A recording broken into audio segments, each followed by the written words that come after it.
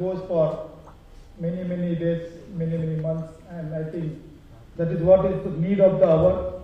So thank you so much, sir, for advising us, guiding us for this program and gracing this occasion. I take this opportunity to welcome Honorable Lady Governor,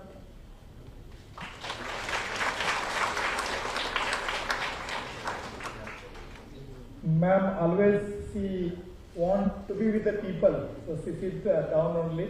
Today is that time, ma'am, at function for you to be on the dais. So we request you to come on the dais, ma'am. Ma'am not only participate in the functions, she gives very practical ideas which help us to implement the programs very effectively. So once again, welcome, Governor. Thank you. Generally, it is called Raj Bhavan, but the day Honorable Governor took over, swearing-in ceremony happened, and he took over as the Governor of Tamil Nadu. He decided to change this as a Lok Bhavan. Makkalode Alone. And I think you have seen in many times there are so many functions conducted here with the participation from the public. I would like to mention few, like sports persons of Tamil Nadu, the biggest achievers in sports side. We had Bhavani Devi here, and then so many other women achievers who are felicitated here. We had celebrations like IOC birth ceremony, birth anniversary, as well as the great Rani Mangai. Every month we celebrate the great personalities of India and Tamil Nadu. And it is not just garlanding. There will be people will come and speak, and the participants will also come and speak. The children, the school, the students from schools and colleges, they come and share their thoughts here. So it is really becoming a Lok Bhavan here. We had special programs like Connecting India series, where more than 200 students came here from various parts of Tamil Nadu. Almost each district the students were here, and they were here for 2 days. And I am very proud and happy to inform you that those 2 days the program was not organized for them. Honorable Governor sat throughout the 2 days here. He was sitting behind.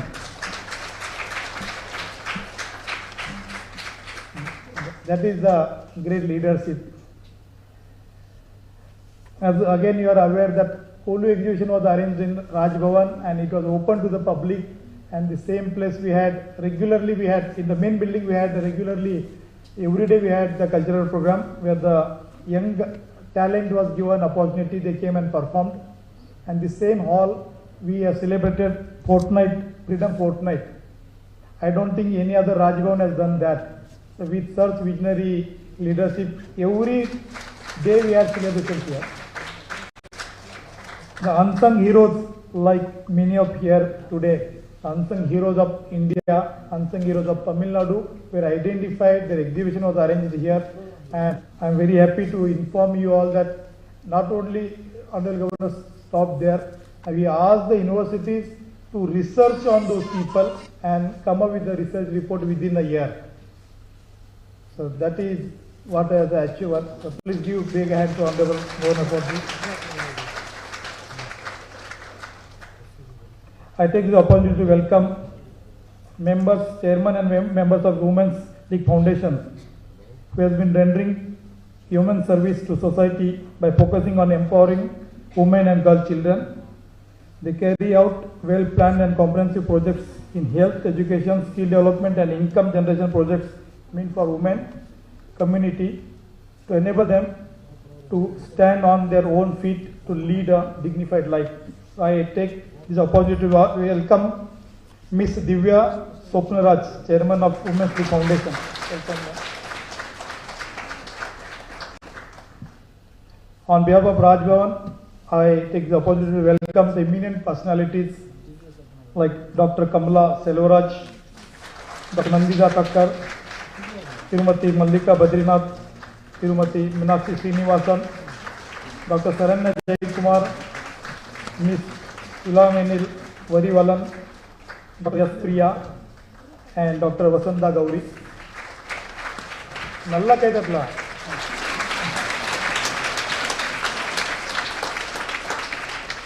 I also take this opportunity to extend warm welcome to doctors, entrepreneurs, teachers, and representatives from various NGOs, sports personalities, specially able educators, professionals from corporates, chartered accountants, self-employed people, college and school students who have joined us for this wonderful occasion. Once again, I take the opportunity to invite all of you for this important gathering. I also welcome the volunteers, media persons, press friends, and our Rajbhavan family members to this occasion. Your presence has made this function more grand.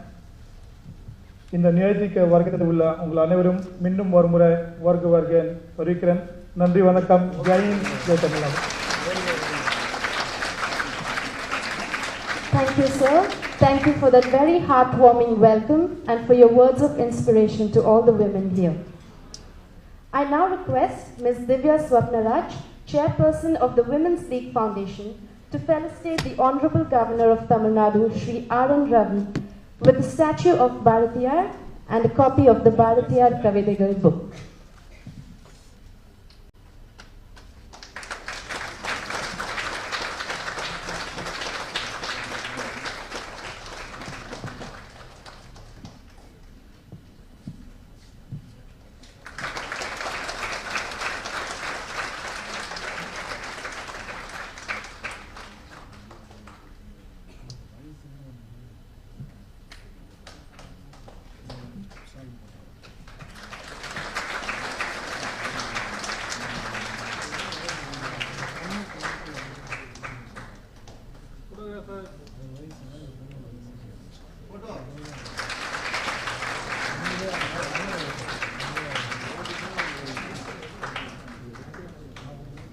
Thank you. Now may I request Ms. Divya to felicitate Lady Governor Lakshmi Ravi. Madam, may I request you to come up on the dais.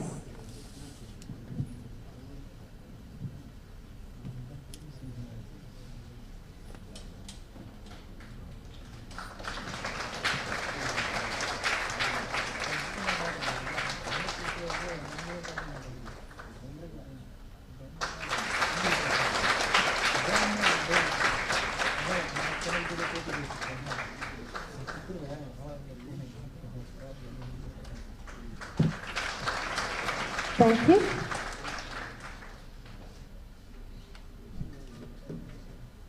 Madam, may I request you to kindly stay back on the dais? All right. May I request Ms. Divya to also felicitate the Principal Secretary to Governor, Shri Anandra Patil, IAS.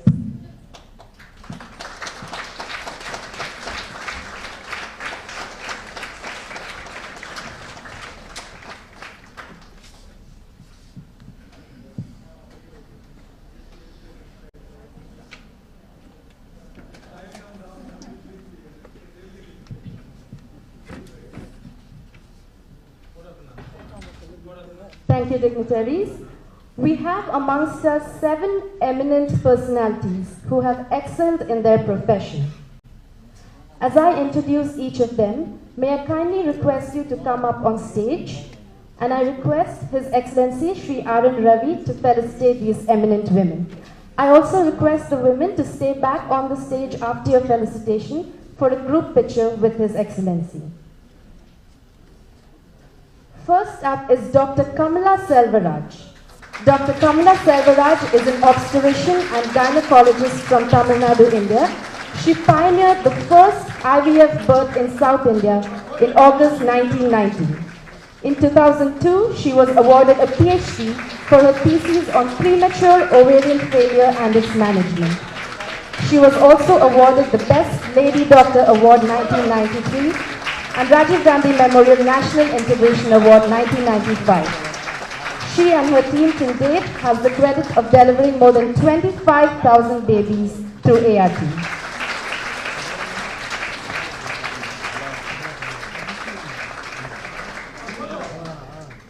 Next up is Ms. Malika Badrinath, a celebrated author and culinary expert, needs no introduction as she's a household name, having done many cookery shows on television, besides authoring many cookery books.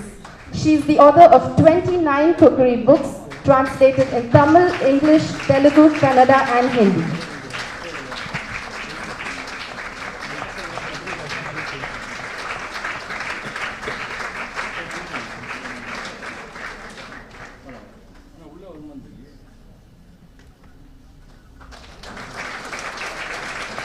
Next we have Olympian Eluvanan Valarivan, a sports shooter from Kadalur, often been referred to as the golden girl of Indian shooting.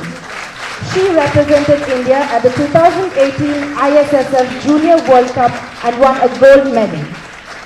She claimed silver in the World University Games in 2019 and also won gold at World Junior World Cup in the same year. She is an Arjuna Award in the year 2022 and the most prestigious award which is given to people who have achieved outstanding feats in the field of sport.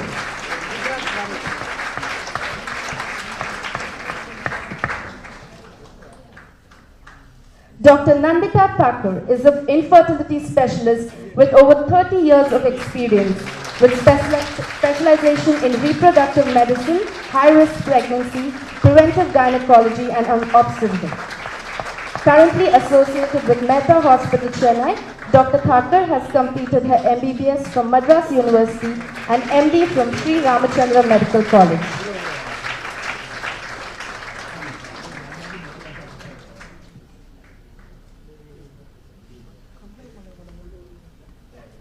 Meenakshi Amma Samayal, hailing from the economic weaker section, Meenakshi couldn't continue her schooling beyond 7th standard and had to work as a maid to support her family financially.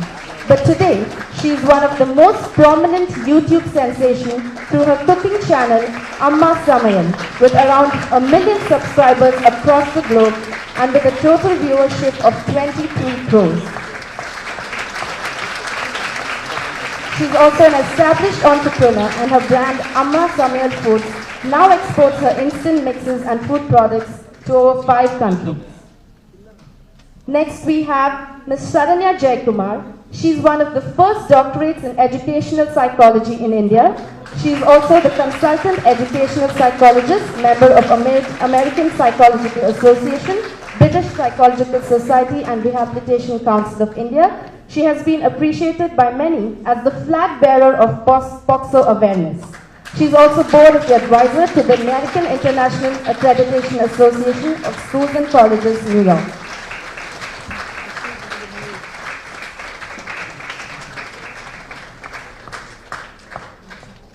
Our last eminent personality is Dr. Vasanta Gauri, an ophthalmologist, educationalist, and a philanthropist who is keenly interested in welfare of children and women.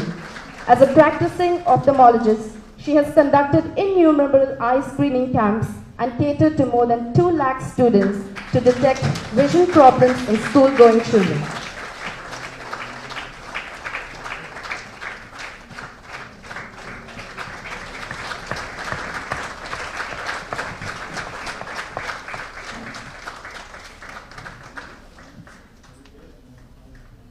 A huge thanks to all the eminent special invitees. I request all of you to stand for a group picture with His Excellency.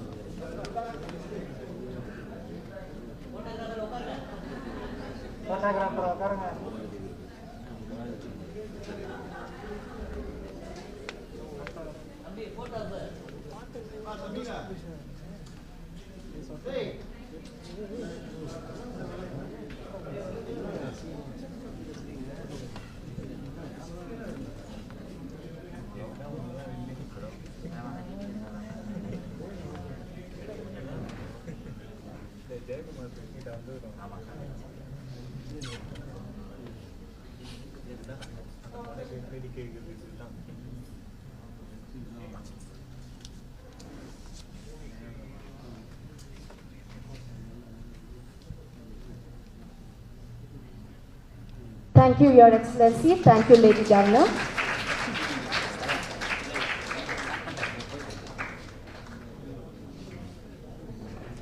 I now call upon members of the Women's League Foundation Self-Help Group, Ms. Selvi, Ms. Sumati, Ms. Madhamal, Ms. Shobi, and Ms. Nasima Begum to present His Excellency with the products made by the women's self-help groups.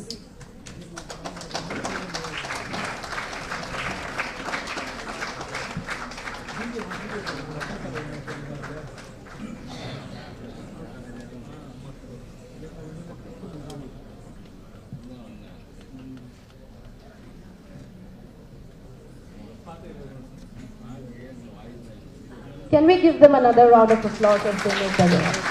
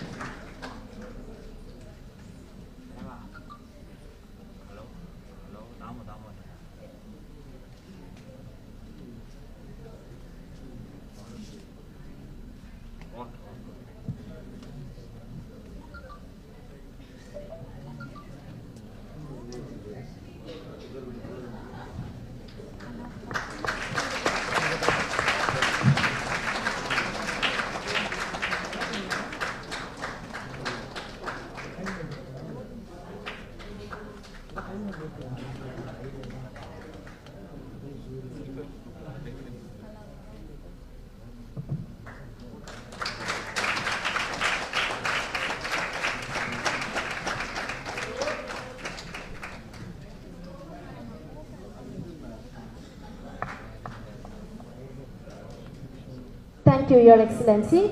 Thank you, Lady Governor.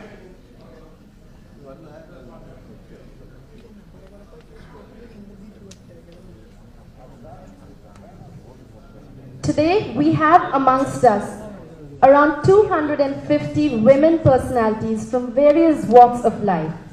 And I'm delighted to announce that we have about 85 entrepreneurs across Tamil Nadu, 6 NGOs, 9 sports players, 70 professionals from various sectors like banking, advocacy, service, a lot of advocates, and about 40 students present here today. I ask our Honorable Governor, His Excellency Shri Ravi, to address the Women's Forum on Think to Dare. We look forward to listening to you, Your Excellency.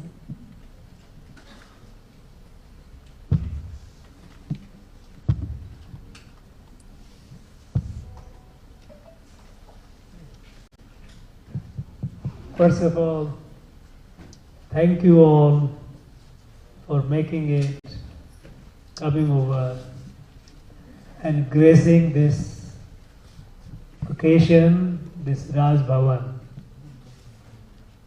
I think it's a beautiful day for Raj Bhavan when we have so many daring ladies who are present.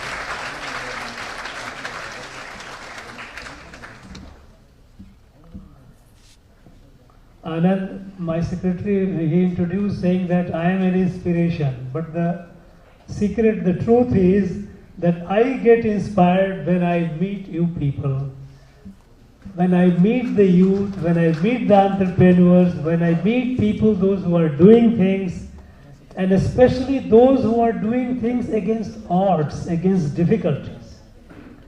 Now that gives me so much inspiration, so much strength that it keeps me going. It gives me a sense that perhaps I have not done even half of what I could have done so far. So, meeting you all is indeed a great source of inspiration for me and for, I think, entire community. I have before me very eminent high achievers in various fields, very high achievers in various fields. Through their determination, through their strong guts, they have reached where they have reached. They have touched the lives of large number of people. Each one of you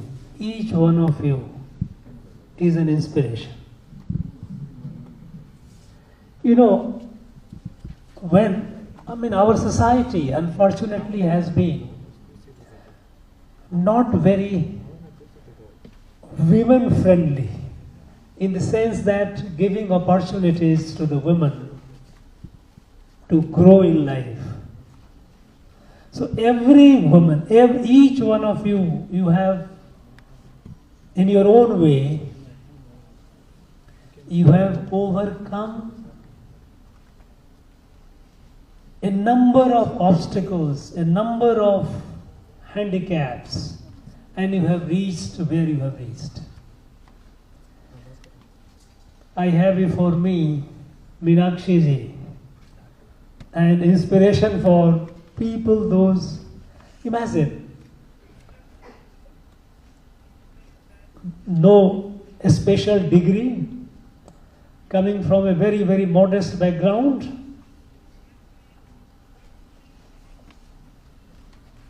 but her urge, her desire to do something, and her daring decision, boldness to overcome the handicap. Today, she has millions of followers, and she is reaching out to large number of people. Now, she is an example. She is a great inspiration for all those who are adversely placed. I believe that women are by and large adversely placed, but even among them, there are some who are further less privileged or not privileged at all. So for this background, when someone rises, it's a inspiration to everyone, especially every woman.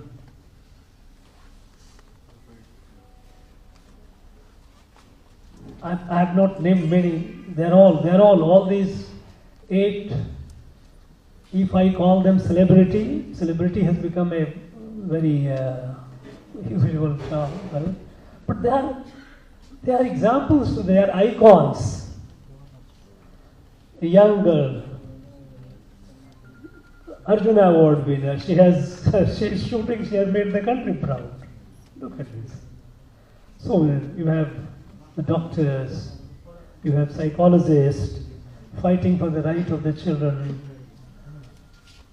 fighting at all fronts, and that too in an adverse situation, fighting, even going to the High Court and trying to get relief.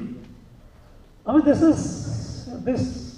reflects enormous commitment and strong and bold mind and heart. You know, no society, no country can genuinely grow if the women of that society, women of that country, they are kept behind, or they are not given the opportunity where they can show their talent, their strength. After all, it's the half of our society, half of our country. So right from the beginning, you know, in fact, I was looking into the records of pre-colonial period, before the British started capturing territory and colonizing. Madras Presidency also was colonized around 1755-56. That was the time. There were records that shows the education system of this place before that. And I was pleasantly surprised that all the schools and even in colleges before British, there were significant number of girl students studying. It might appear something like a news to you, but that is the reality. Before colonization, let's say about 200, 250 years ago, in our education systems, girls, women were almost equal partners.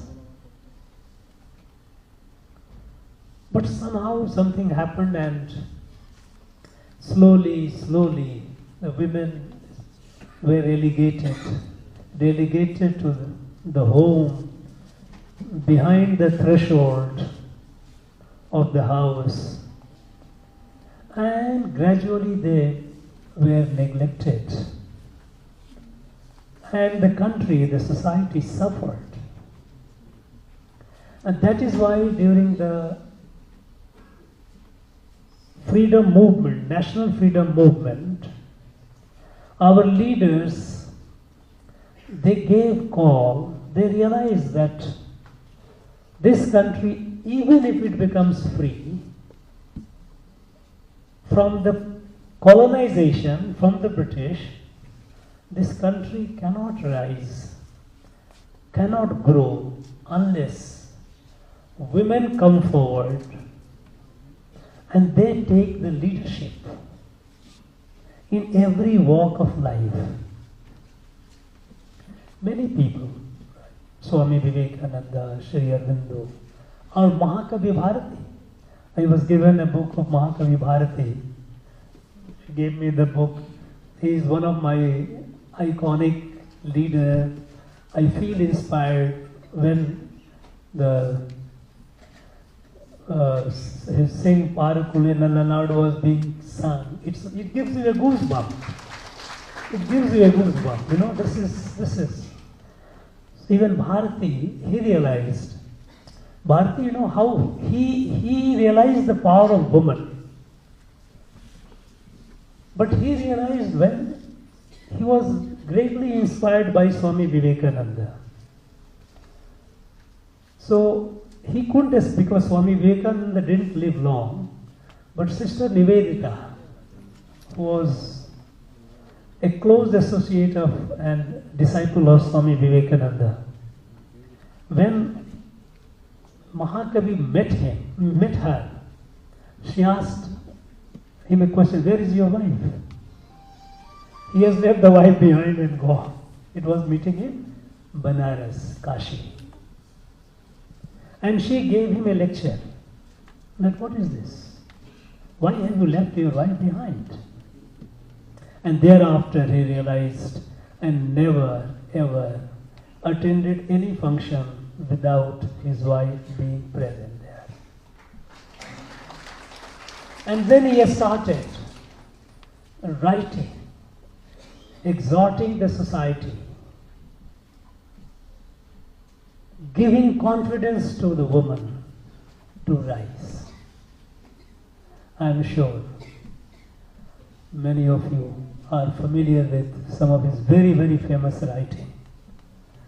I recall one such short writing, short poem is a long one, where he said, Pattangal Aduvadum, Sattangal Sayadum, Parinil Penangal, Nadakabandum.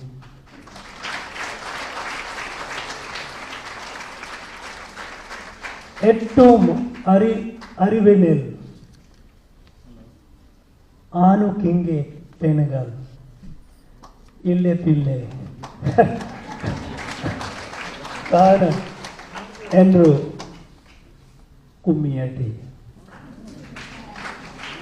Kumiyadi, yes.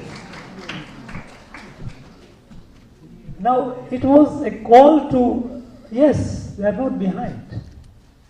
You know, even after independence, we gave in constitution, equal gender equality everywhere. From time to time, laws were made. But somehow, conditions were not created for the women to rise. Giving equal right in book is not sufficient. There has to be conditions where they can come forward. Conditions where they can overcome the social barriers. As a result, it took long time for women to come forward in a significant number. And today we find the resurgence, the reawakening of Nari Shakti, women power. And it is now reflecting in all aspects of life. If you see, I was going through some analysis, election analysis in the country, various states from last about 25-30 years. 2010 onward, there has been one significant change. Until 2010 elections, I'm talking about states, and of course, union was, parliament was later, it was not in 10, but men were larger in number to go and cast vote, women were few. They were much less than men. But 2010, a fundamental change started to be noticed in some states, that women came in larger number. Another trend was felt that the women decided not necessarily according to the husbands. Earlier women vote was taken as doubling of husband vote. Husband vote is a women will vote. No. And that led to change in political dispensation in many states.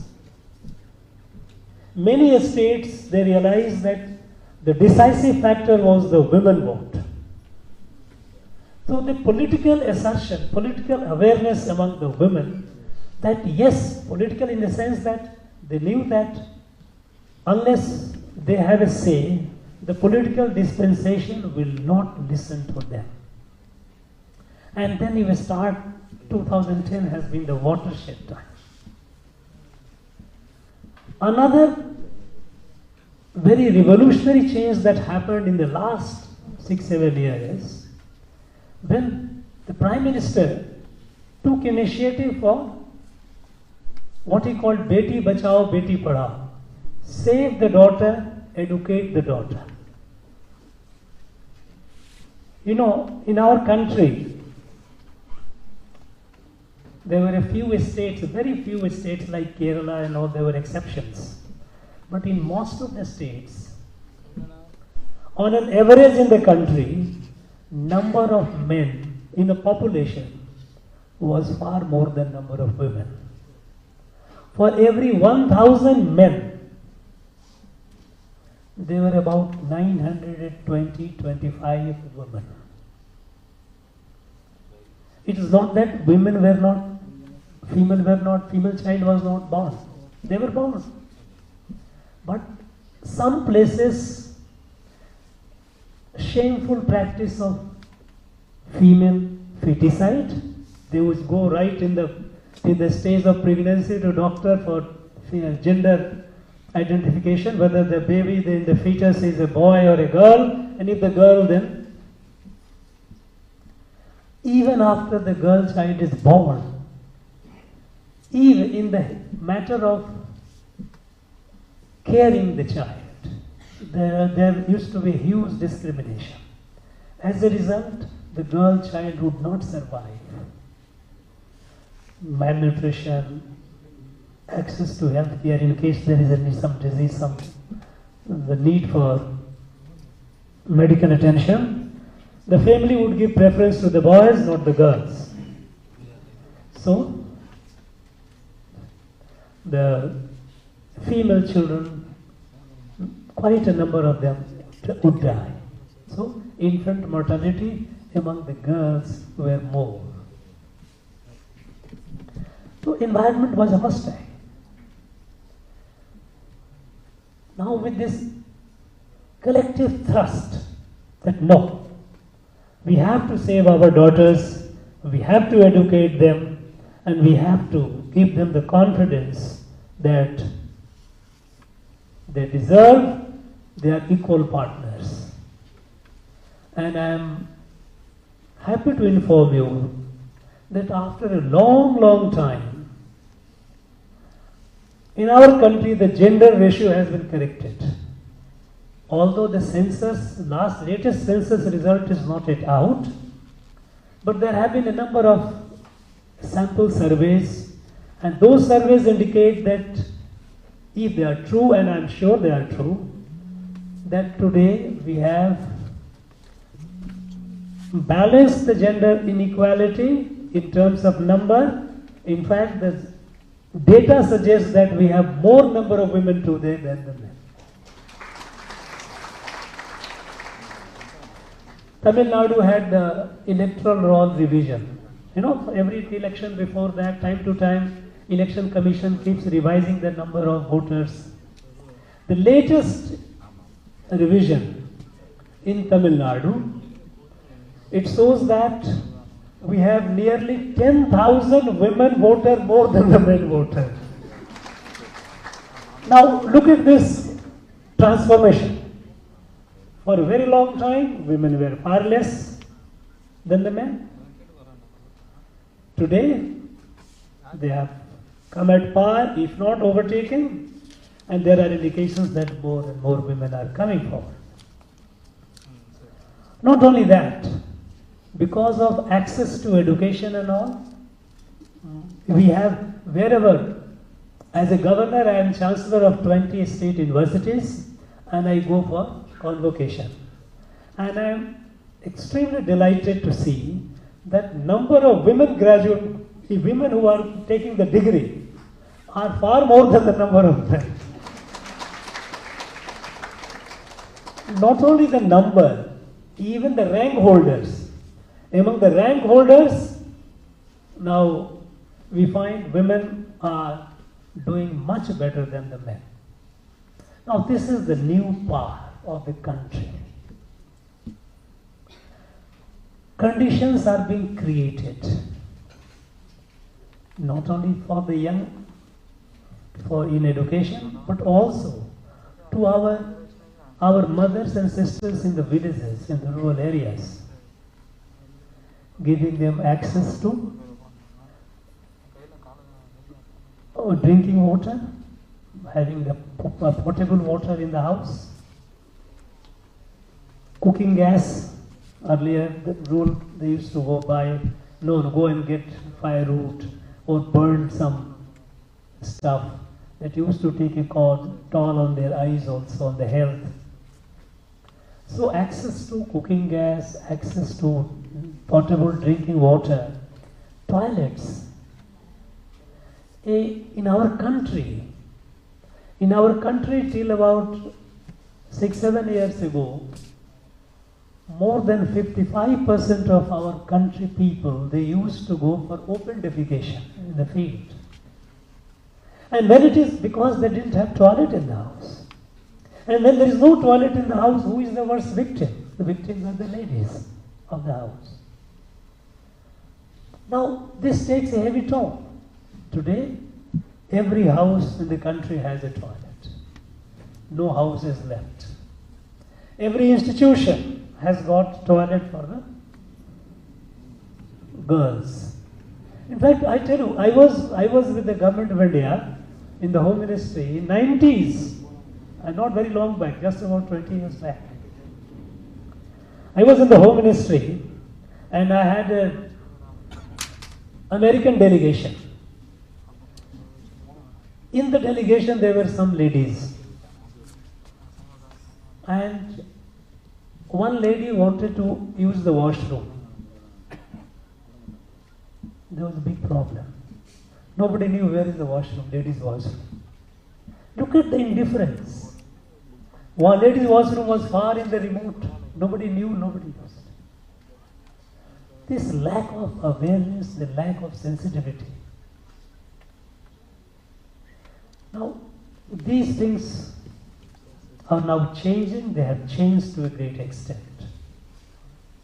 New avenues are being opened up. Until recently, there were areas which were completely forbidden for the women, like let us say defense. In the defense, only medical corps was open to the ladies. You doctors, nurses, no, nothing beyond.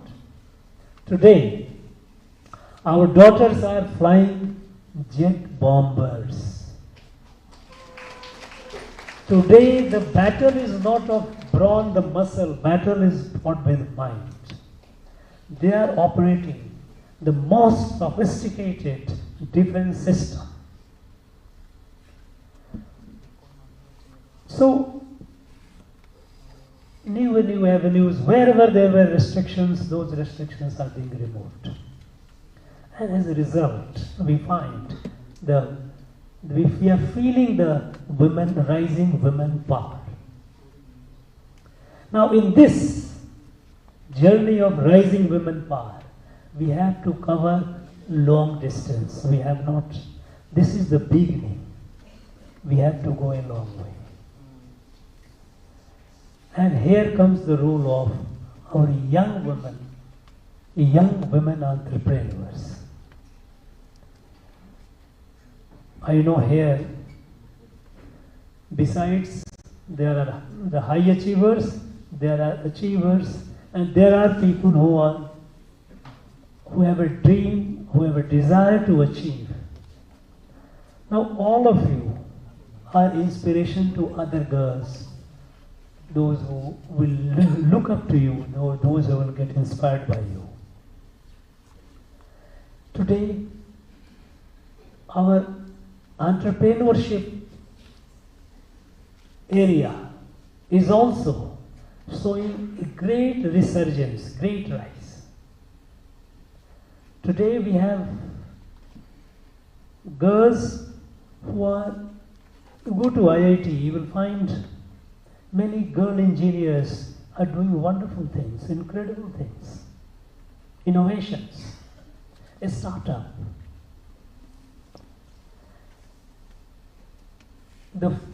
One of the fundamental changes which have been brought in this country in the last 7-8 years by the Prime Minister is a realization that this country cannot rise with the effort of the government alone. After all, what is government? The government has a few lakhs people working for the government. This is a country of about 1.4 billion people, imagine, 140 crore. A few lakhs in the government, what can they do? And all that they should do and they are doing is, don't create a problem for the rest. Let them rise. Problems which were there, try to remove the problem. As a result, today, from hardly less than 500 startup, today we have more than 90,000 startups. This is the power of young India. And among these 90,000, there are a good number, I will not say yet very high, because the way the gender ratio in population has been reversed, the way the gender ratio in the electorate has been reversed, we would also like to see, even in the startup, the gender ratio to be reversed. We like to have more and more women coming in the entrepreneurship. Today we have more than 90,000. If we need to have, there are a number of women doing it. There are a number of women in that group of 90,000. But we need to have more and more women.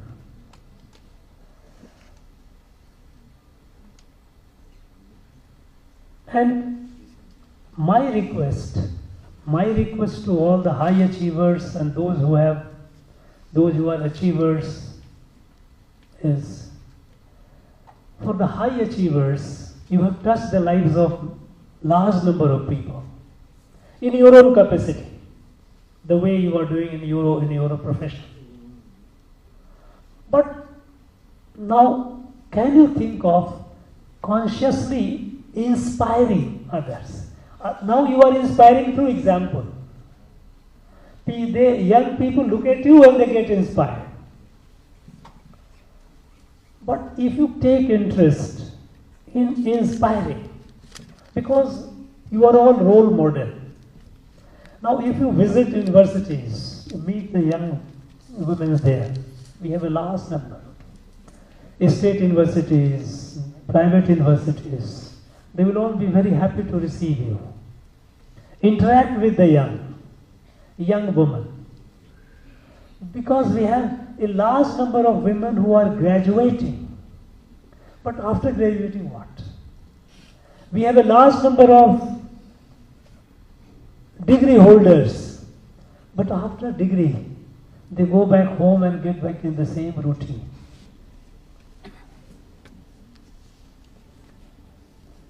There could be constraints, but you all are example how you have overcome your constraints.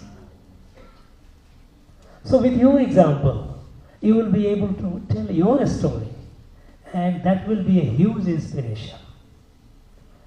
Those of you who have achieved something, I'm not talking about the high achievers, others, you yourself can be an inspiration. Inspire the young ones. Because today, our country is not what it was in the past. Today, our country is taken seriously in the world.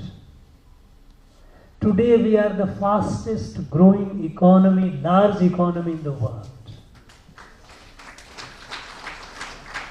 When the rest of the world is facing recession, it's like a global recession. After pandemic, COVID, entire America, Europe, their economy is in a bad shape. That is affecting our economy also because their economy is a slump, demand is less, our manufacturers are also suffering. But despite that, our economy is the fastest growing economy in the world. And the world looks at India with the hope that India will be, or Indian economy will be, an engine of global recovery. And this is New India. We are the 5th largest economy, and it is all set. Even the international experts, they all agree that in the next 5 years or so, we will be the 3rd largest economy. And if we continue the pace, then in the next 15 to 20 years, we will be the largest economy. But this largest economy, keeping the momentum, it depends on our contribution of our women, the young women. So, when you are experimenting things, you are daring, you are doing things which others have not thought of. It is not only good for you, but it is good for the country. Now, when you are doing, all of you present here, when you are dreaming, daring, rising, you are growing individually. Each one of you are growing. And you will continue growing, I have no doubt about it. All that I want you to keep in mind, keep that in mind, that when you are growing, remember the nation is also growing with you. So your growth, your entrepreneurship, your daring is today you are doing with a desire, for your personal desire, or urge to serve.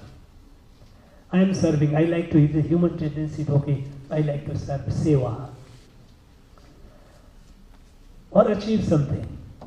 But just expand the bit of thinking and say that my journey in my life or in my career, I am also doing for the country.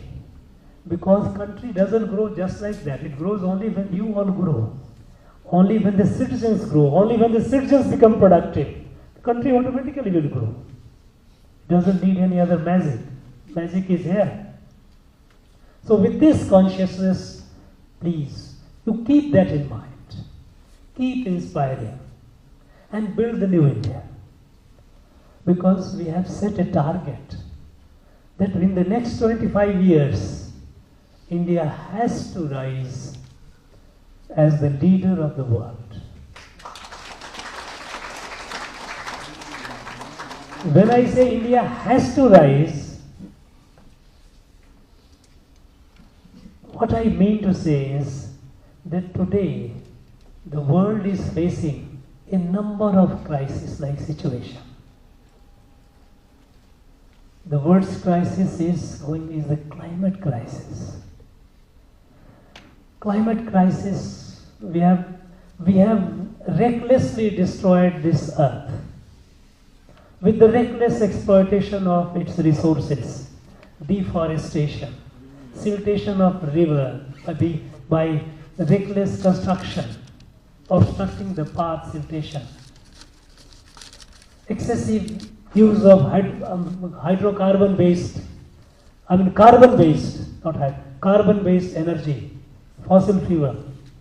All these have led to rise in temperature. Earth is heating up. The glaciers are melting. Polar ice caps are receding. The rivers are drying up.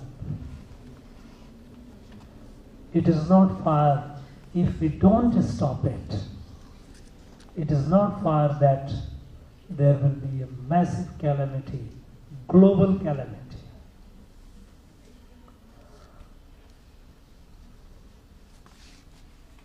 And those countries who are responsible for it, they are not thinking much about it. They talk about it, but they don't do much about it. It is our country which has taken resolve to move away from the carbon, fossil fuel to clean energy, green energy. And we have set a target that by such and such time we will be fossil fuel free. By the way, you will be happy to know that in this last 5 to 6 years, we have already achieved 40% energy coming from clean energy. In our country, we started in 2015 that we will move to clean and green energy, not fossil energy, people thought that India is a developing country. How can you? Is it possible?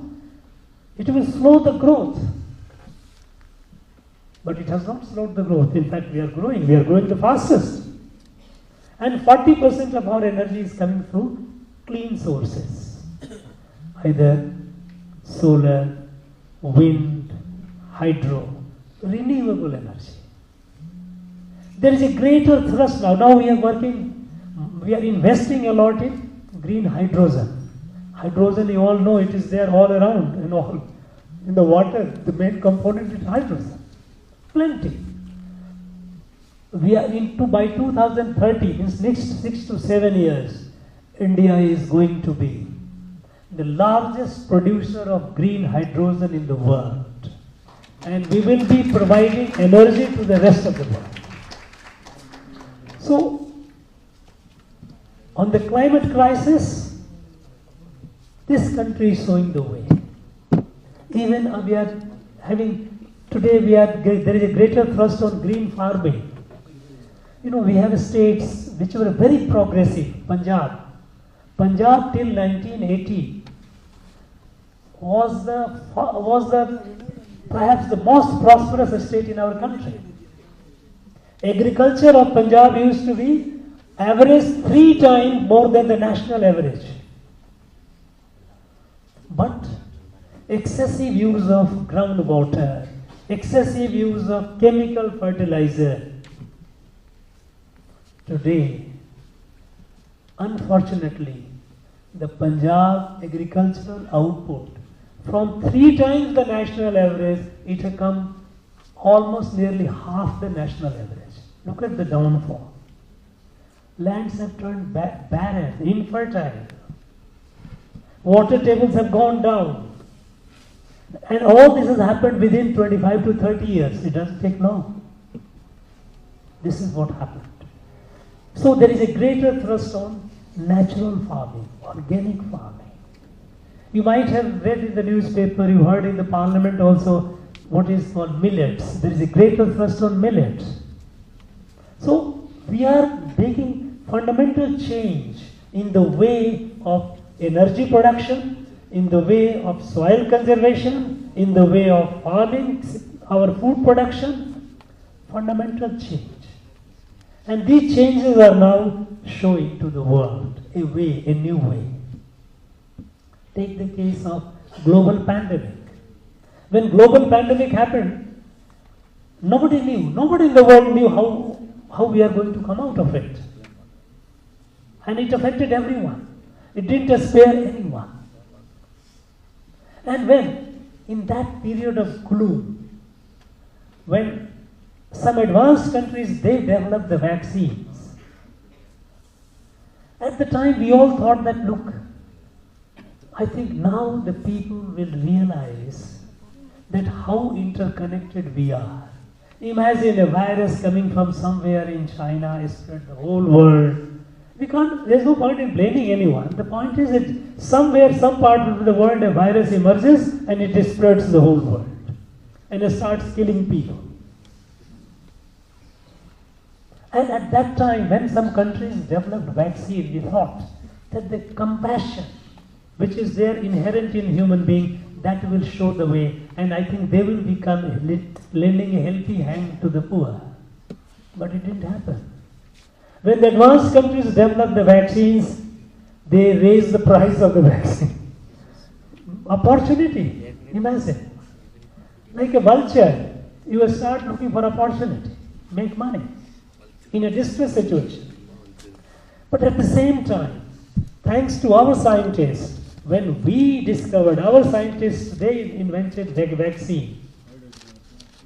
First, there was a campaign all over, Indian vaccine is not good, not reliable. Today, the whole world accepts that our vaccine is among the few best in the world.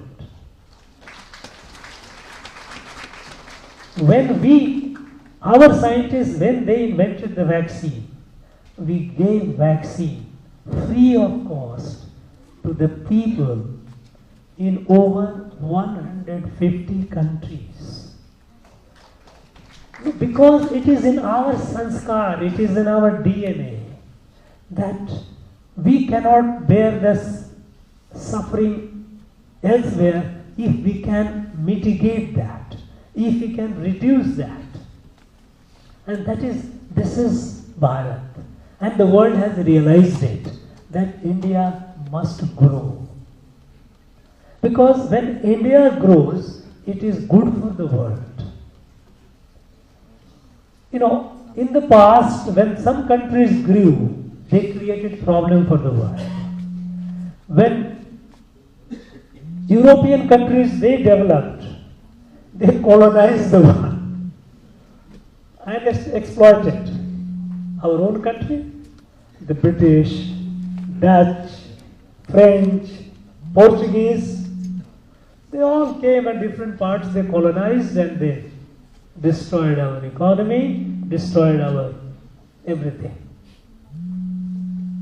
After the decolonization, after the Second World War, when the USSR, the Soviets rose, America, also United States of America rose.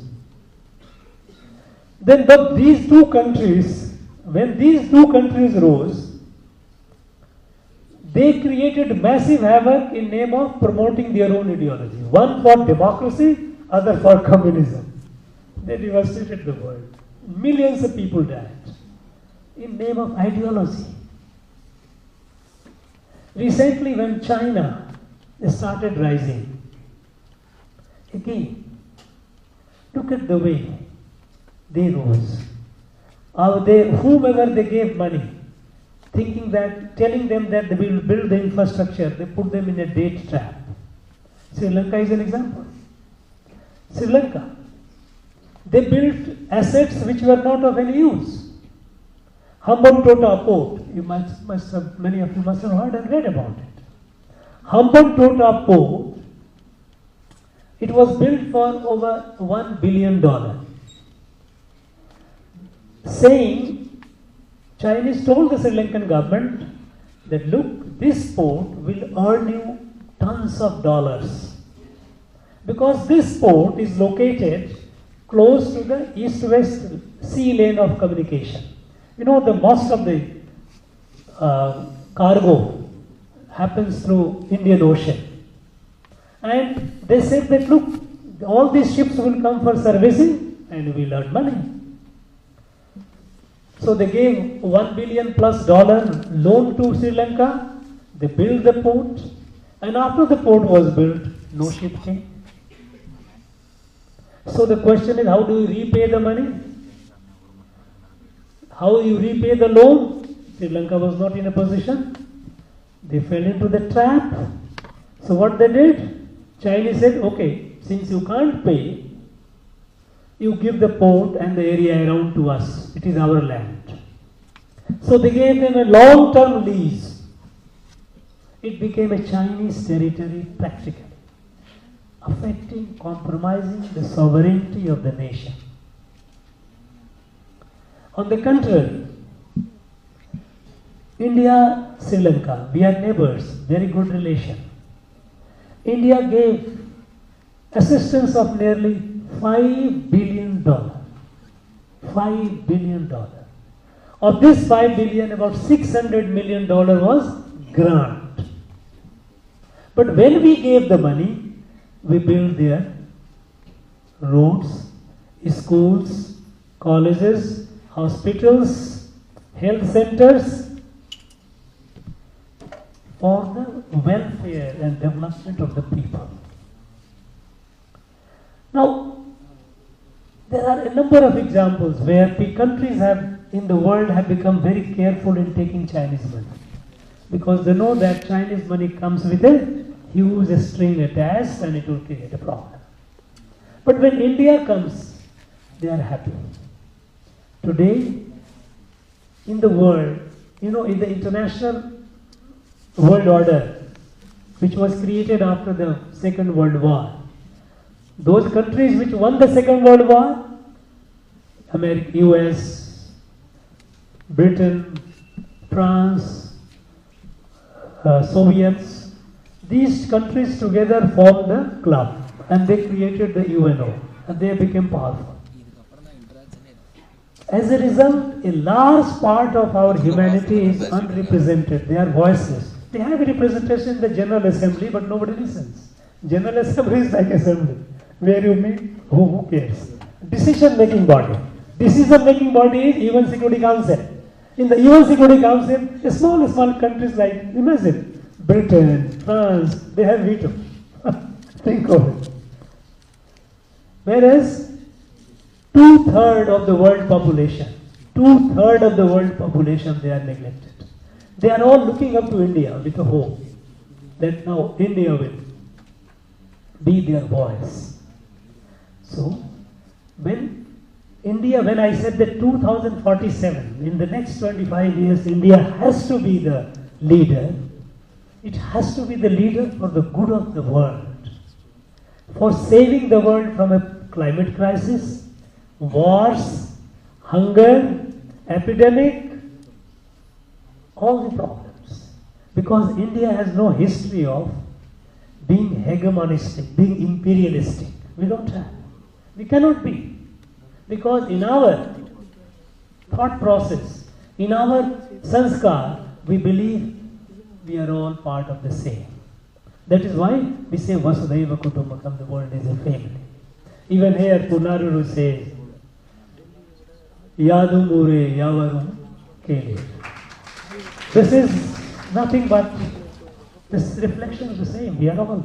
So this is our sanskar. This is our DNA. So the world looks at us. So we have a responsibility. Then in the next 25 years, we have to make this country the leader of the world. And each one of you, especially the young ones, I would say younger ones, I don't know, you have a greater responsibility. We are very fortunate. We are very fortunate because at this historic moment, we are at a very, very historic moment. In the history of this country, this is the first time that India Rise is being seen. World looks upon India with expectations, and we see the comprehensive growth. We are a witness to it. What is happening? It is happening in our lifetime. Not only that, we also have an opportunity to contribute to this rise. Now, in what way we can contribute? What way we must contribute? We must do that. And here are the examples of daring young women. You are the future of this country. You are the pride of this country. I am sure in coming days you will make all of us proud. I think I was told that it was supposed to be interaction. It has become a monologue. I have been talking. I would like to hear your questions if you have. I would like to hear you because I'll be very happy. Otherwise, I will keep talking. Thank you, Your Excellency, for your thought-provoking words. To reiterate the Honorable Governor's words, no country can genuinely grow if its women don't have the opportunities. Thank you, Your Excellency, for acknowledging the contribution of the women here, the women across this country, and for inspiring all of us to make a difference. We will now take some questions from the women personalities to His Excellency. Those of you who have questions, may I request you to kindly raise your hands. Give the mic now. Yes. Your Excellency, we are overwhelmed with your knowledge, sir, and we feel proud to be part of India. I'm Dr. Manu, I'm a developmental pediatrician. My question to you, sir, is if Women League Foundation were to start an after-school girl empowerment program, what is the one skill you would like us to impart to today's young girls to become eminent governors of tomorrow's world leader, India? Thank you very much for the question. Now, I was reading your Young Women's League, and some literature was, I don't know, I was also, before I come, I have to do the homework, I must know what I'm doing. You know, I'm told that you have a vision to reach 1 million people by 2030. You know, to be modest is good, but to be over modest is not necessarily good. 1 million is too small a number. No, reach larger. No, I'm coming to that. Today is a digital age. Now, who could imagine, I'm asking you, who could imagine 5-6 years back that we would reverse the gender ratio? Who could imagine that 55% people going for open defecation, nobody will go for this? Who could imagine that we will be able to take water, drinking water to every household? We are doing that. Cooking gas to every household. You have a very big dream. You have a long courage. I mean, you have a strong courage. Today, in the digital age, you will touch and improve the lives of many, many millions. You know, one, you said, Doctor, you said, what is the one thing that Young Women League should do to our young entrepreneurs, young ladies? You know, it is my belief that if I have to empower myself, it is I and I alone can empower. Nobody else can empower me. I came from a village where there was no electricity. I saw the electricity only when I reached college. I used to walk 8 kilometers one way to go to my school, right from middle school. I had a primary school nearby. I had to 8 kilometers going and 8 kilometers coming, and many times in the summer. In rainy season, for miles together, I had to lift my trouser and chappal and walk in water. But there was something, I thought, I must do something. This confidence is that you need to give. Each girl, I often address when I talk to the young people, I say, our young students, when I meet them, I tell them, you are like seed of a banyan tree. Seed of a banyan tree is so small, tiny. But in that seed is hidden a mammoth tree. All that you need to do is give it the right soil, right environment, it will grow. You need to. I think the most precious thing that young women lead, and all these achievers should do is give the confidence, the self-confidence, you can do it. We have, it's a God's unique, humans are God's unique creation. Our ancient scriptures say that divinity is in all of us. So everyone is divine. Our potential is limitless. The sky is the limit. If only I realize I can do it, I have the courage, I have the vision, I have the boldness. So give them a sense of self-confidence that they can do it.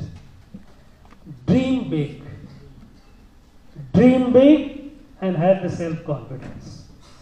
There is no barrier in the world that will stop that person from growing.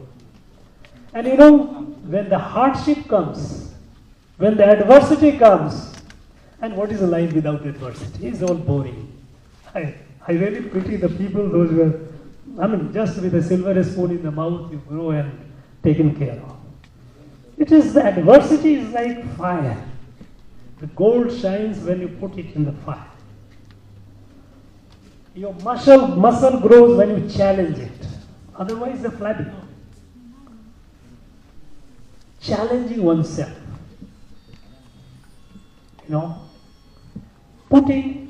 Looking at adversity, welcoming the adversity, that you should be thankful it is giving you opportunity to grow. Harder the adversity, greater is the resolve. And then you see the best comes out of it. Everyone is a diamond, uncut diamond, polished. This rubbing, toughening, that is what. And many a times I have seen, and I feel sorry. We are all parents. We try to give the most possible comfort to our children. Children should not be any inconvenience to or discomfort to child, you feel bad. But somewhere you need to think that you give the essentials, but you must prepare the child for facing the world. And world is not a bed of roses that you have to struggle, you have to face that person. So one lesson which I think your league should do is how to develop, give them the confidence, self-confidence. Tell them that you are the seed of a banyan tree. There is a big tree hidden in you, and if you don't grow, it is your loss. It is a loss to your family and loss to the country.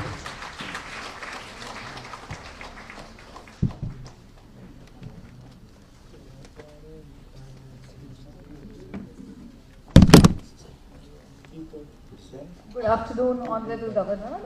I am Darshana Dale and I am a POSH consultant, which refers to prevention of sexual harassment at workplace. My question to you is, despite all the talks about despite all the talks about equality of sexes, we can still see a lot of gender biases at workplaces. What do you think can that one step be which can help prevent gender biases at workplace and provide a more equitable workplace for all the women employees as well? I agree with you that we still have significant, considerable gender bias. In my functions, or whenever I go and attend many functions, it is perhaps the first time I see two ladies sitting on the bed. Invariably, you will find all men all around. Even in corporate sector, wherever you go, you find everywhere men dominated. Now women are coming few and far better. You know, I think there is no one formula for that. My own sense is that in the recent times, the changes that have happened, like gender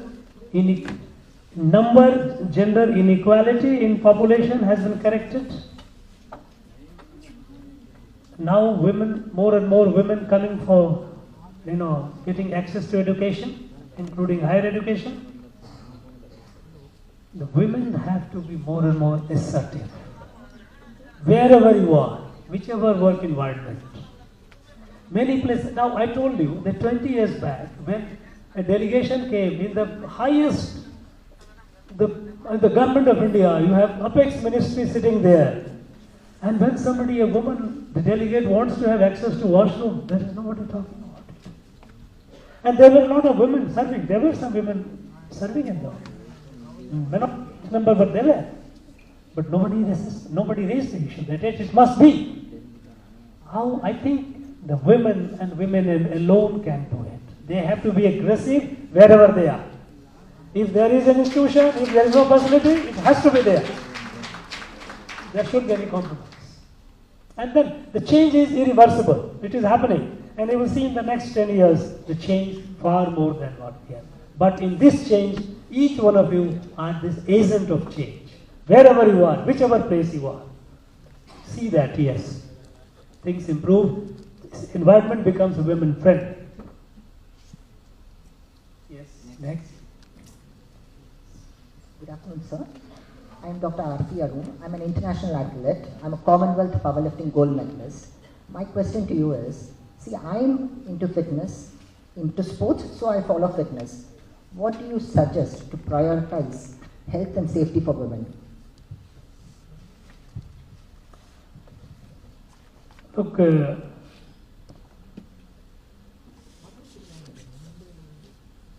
both are important, health as well as safety. Today, while health is something which is individual-centric, an individual has to be conscious of it, and more awareness there has to be. And I think there is a greater awareness today.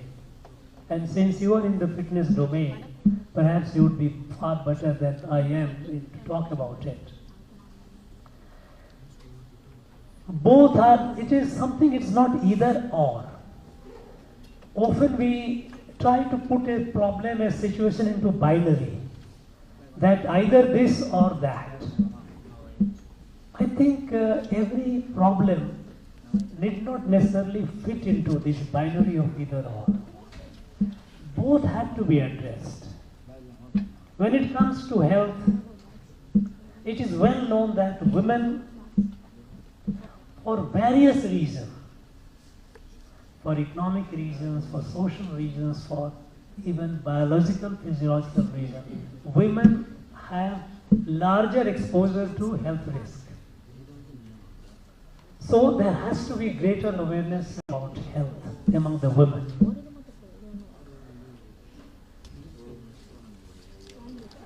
Fitness is for all, and that is why, if you recall, some years back, because after all, when we realize that the country can grow only when the citizens are fit is physically fit. We all have three elements: physical, intellectual, and spiritual. The physical fitness is very essential. So Prime Minister launched Fit India campaign.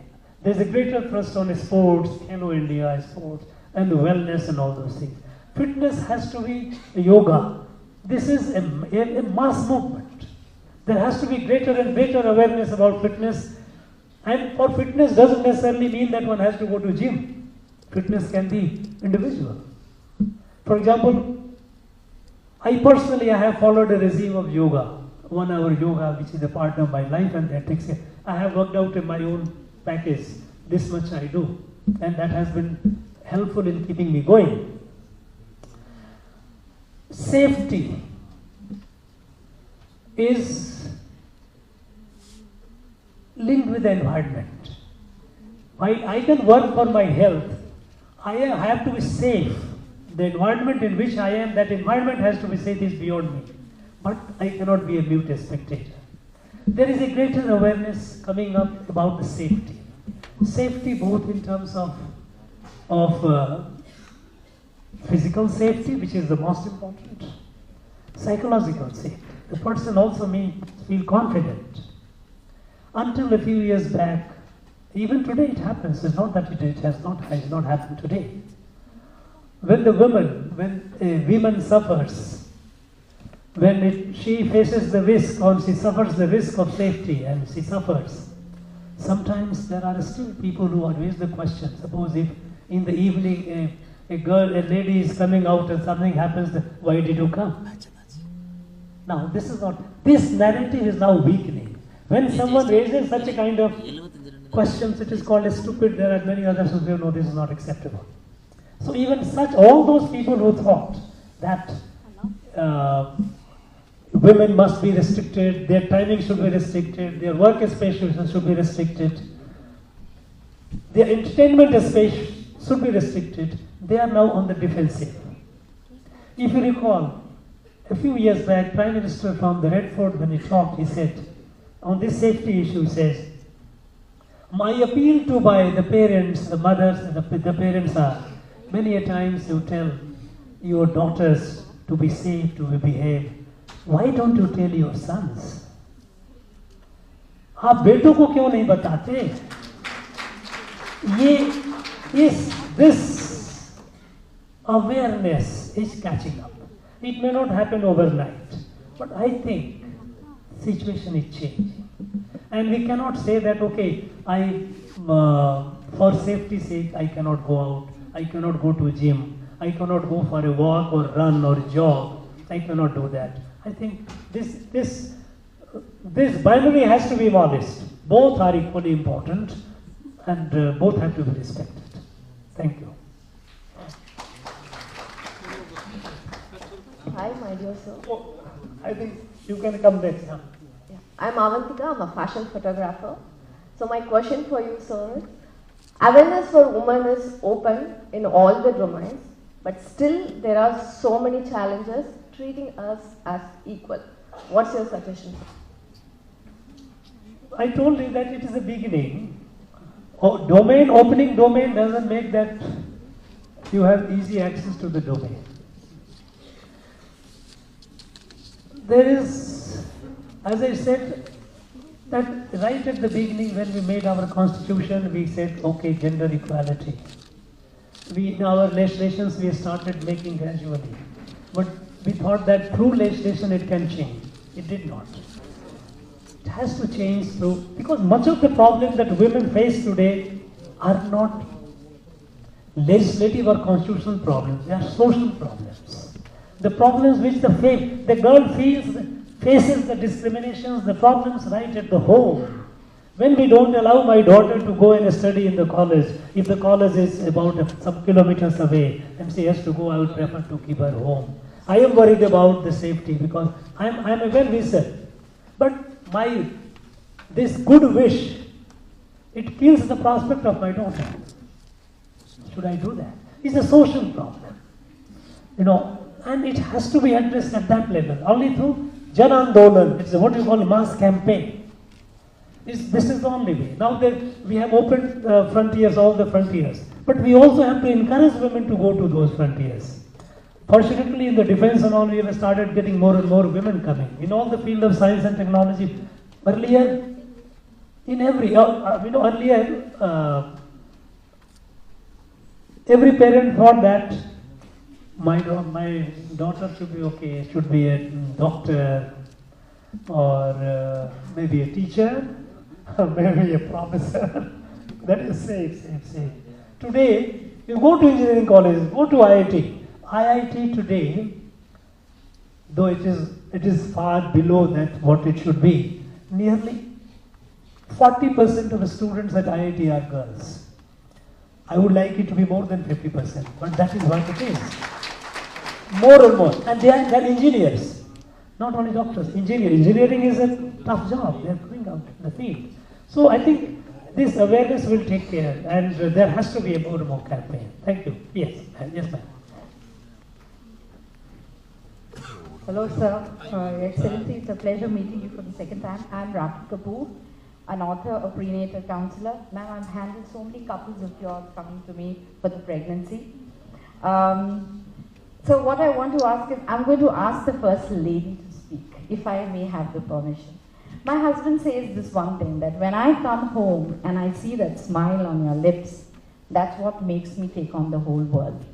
So as much as we are talking about woman empowerment, let's understand that how much ever we are creating the woman to become powerful outside, she cannot undo the duties of a wife, a mother, a sister, a caregiver, a teacher. Today we are honoring obstetricians, doctors. They take care of children, baby, mothering, pregnancy. It's a huge challenge balancing career, family. What I really loved about ma'am is she came in here and she sat down here. She didn't take the stage. She was so humble, and she was like, you guys go on. And that kind of a confidence definitely reflects in her children and her man. Only if a family is doing well, will the country do well. So ma'am, I would love to hear a few words and advice that you have to give us women. Don't forget, you are the power of the family. You are only raising your children. You are looking after your house. If you are not doing, your husband can't go out, they can't do anything. Even my childhood I have heard. My parents used to keep telling that every man have one lady behind. All the success men have a lady behind. That's true. But then you have never seen, you have never got, and I know that, I'm sure you have never heard that every success woman has a man behind them. So that is right. You are the power of the family, you are the power of the country, you are the power of the world. And and it can't be changing also in happen what the governor said. But the changing can't be the overnight.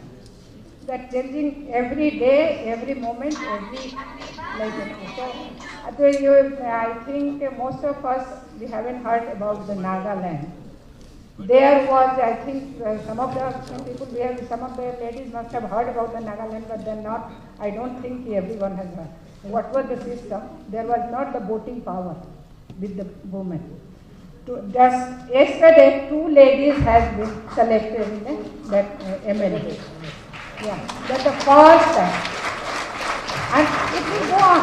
It will change. And the changing, so you can see the change. So you have the, you don't think you just, I'm also that everything I have to look after. Yes, we do have to look after. But the thing that you are the power of the house. You are the Durga in the house. And you are the everything. So everything in your hand. If you really withdraw yourself, nothing will move. That's the thing about it. Go ahead.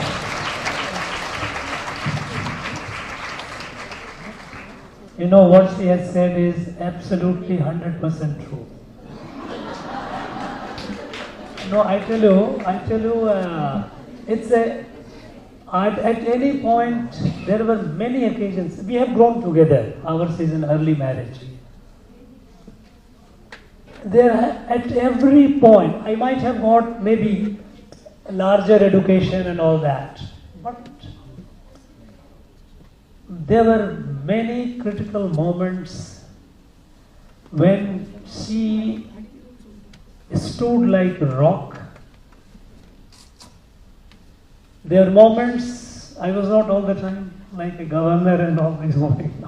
I have gone through many odds, many odds. There were many occasions which could have been absolutely wrecking. But the power of this one lady, that yes, and when you have the lady, you have the power to take on the world. That's a fact. And she told one thing, look at she narrated one incident about Nagaland. Highly patriarchal society. The women will not be, no? They will not. When the Constitution Amendment happened and the 1/3 seats in the local bodies was reserved for the women, Nagaland didn't enforce it, they fought. They fought not with court and high court, they fought with guns. We will not allow. This is against our custom. It happened a few years back. Today, in Nagaland, for the first time, in that highly patriarchal tribal society, there are 2 ladies elected as eminent. The change is happening. Yes.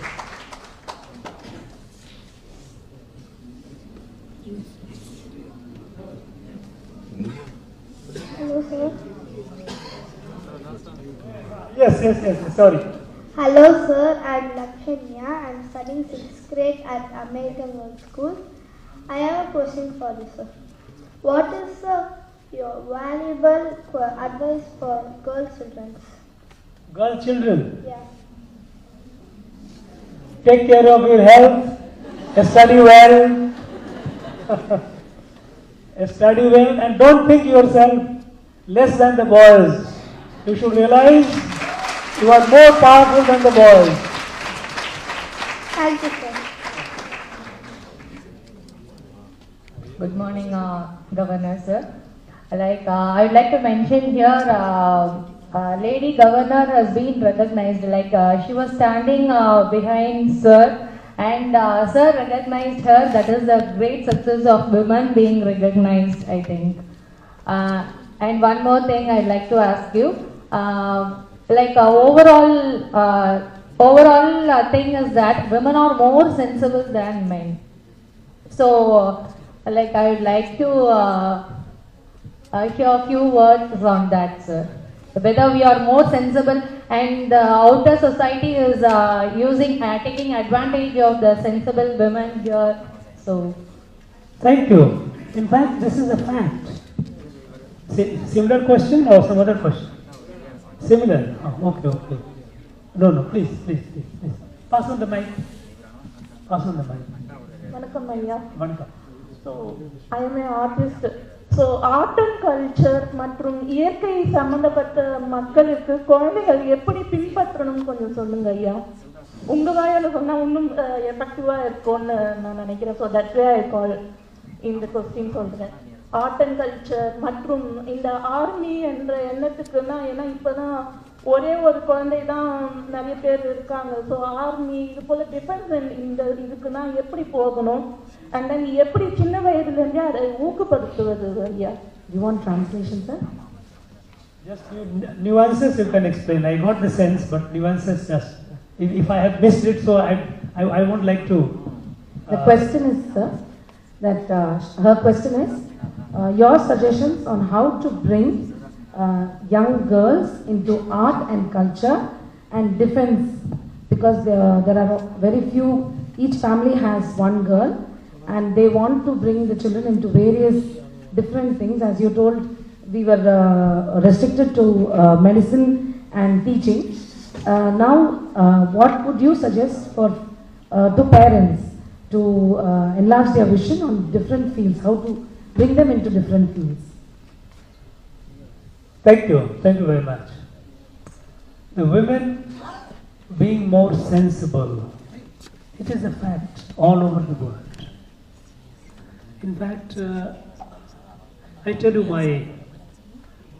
I'm not going into the theoretical part of it, a practical part.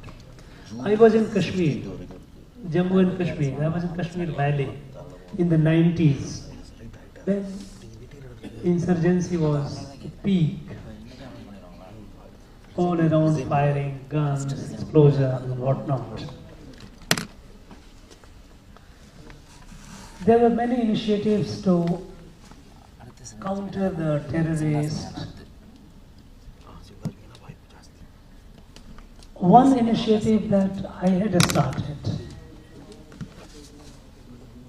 that the terrorists had even stopped singing during wedding.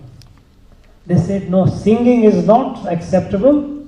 He was a very hardliner. They were very hardliner people.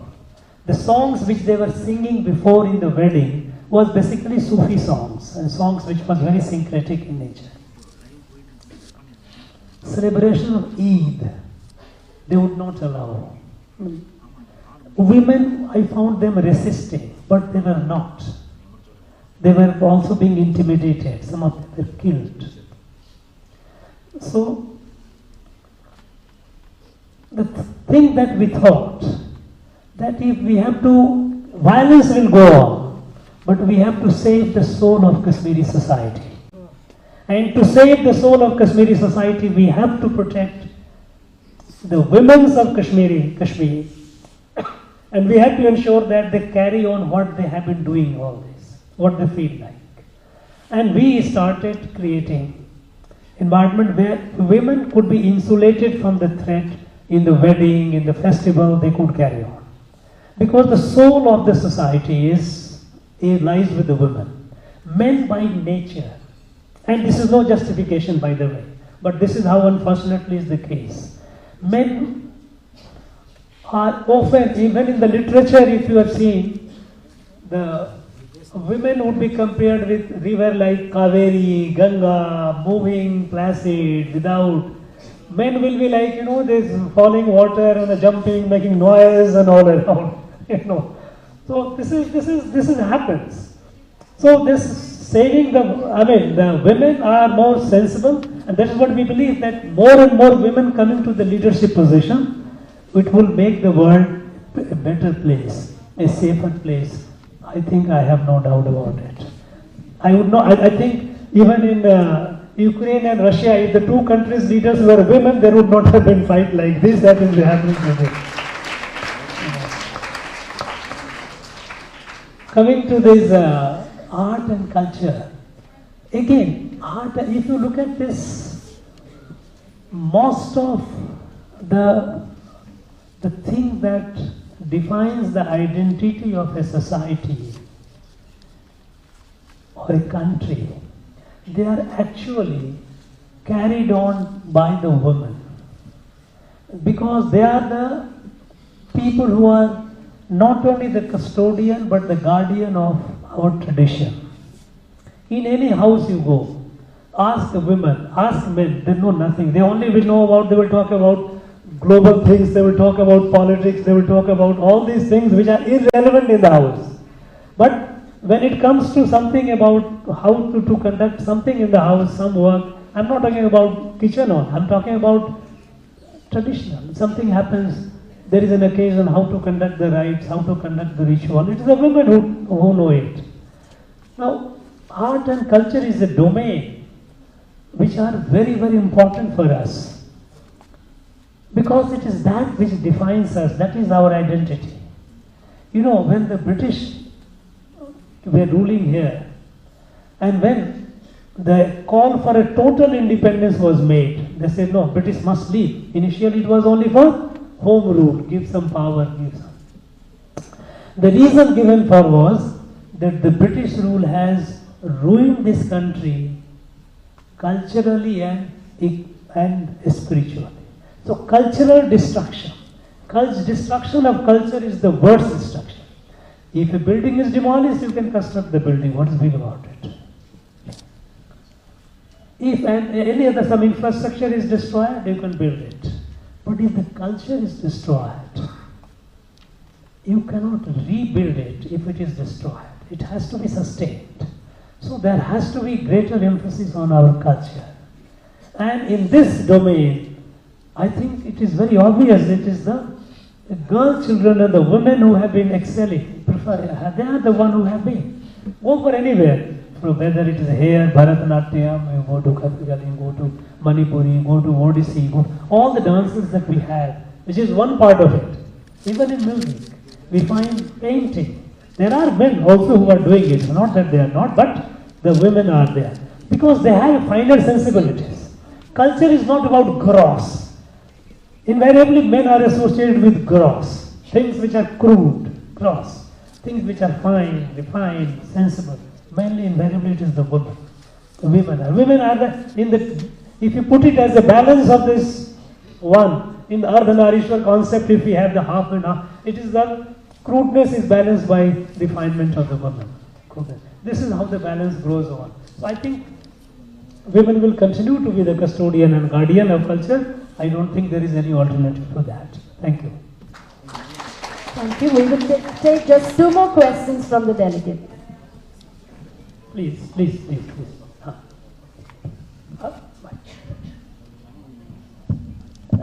Good afternoon, sir. Nice hearing you. And I just want to have a question from you. Tamil Nadu is the most entrepreneurial state of India. So I just want to say, sir, what advice you want to give the entrepreneurs on the more development of Tamil Nadu or India? And also what are the disadvantages or this say you want to tell us on this? Very good question. Entrepreneurship. No, we have Tamil Nadu. We have very good infrastructure, come to terms of the roads, rail, air, seaports, digital. We are very good. Human materials, we have human resource, is excellent. Now, to be an entrepreneur, Tamil Nadu is definitely a highly entrepreneurial state, but there are states which are also doing entrepreneurial, they are also doing, some of them are doing better.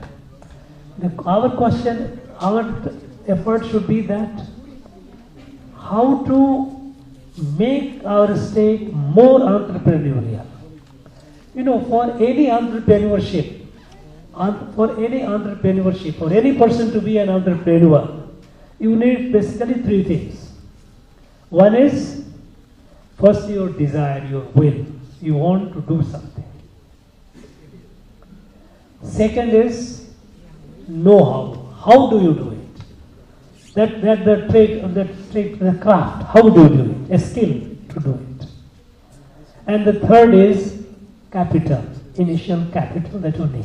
You need some money for starting it. Now, there has to be thrust on all the 3. Today, the capital part is definitely much better than what it was before. We have several schemes of the government, central government, state government, that gives and promising a potential entrepreneur access to capital. Many times they are not even aware of it.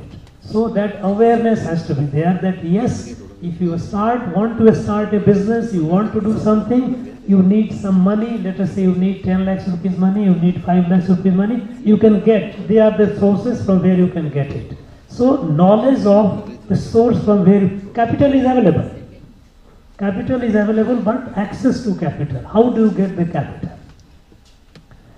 A skill, how to do it, that part of it, again, it has to be either some information you get from the nowadays with the internet, you have a lot of information available, but that may not be full, may not be complete.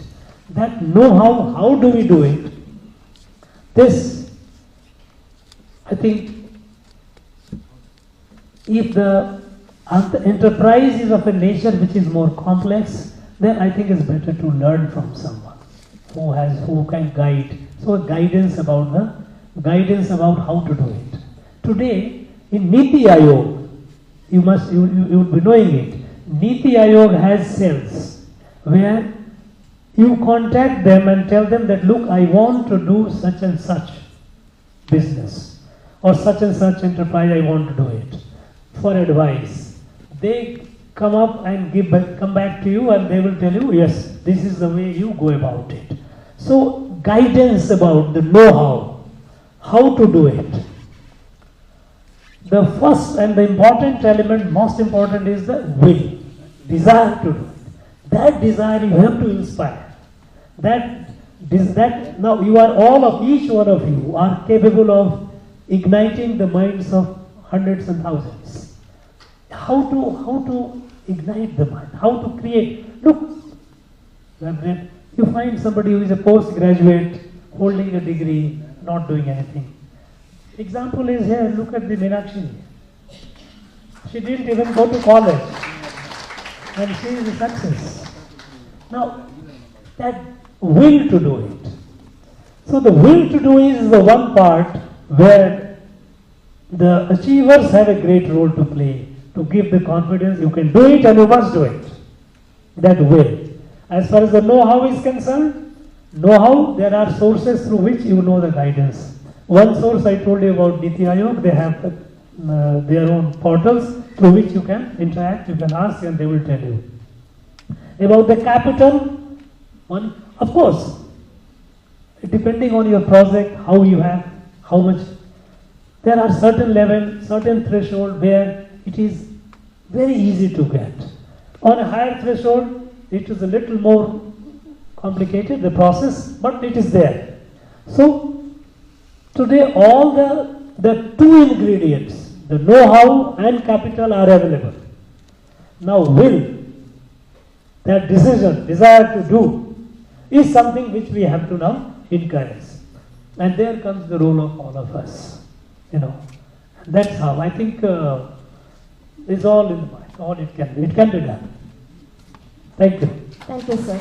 We will now take the final question. Good afternoon, Honorable Governor.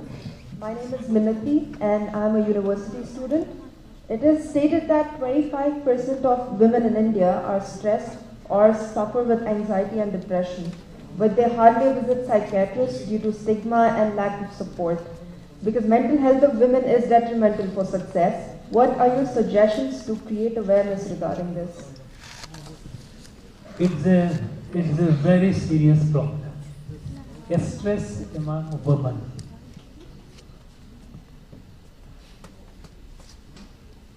She said about 25% of women. My own gut feeling is perhaps the number would be more.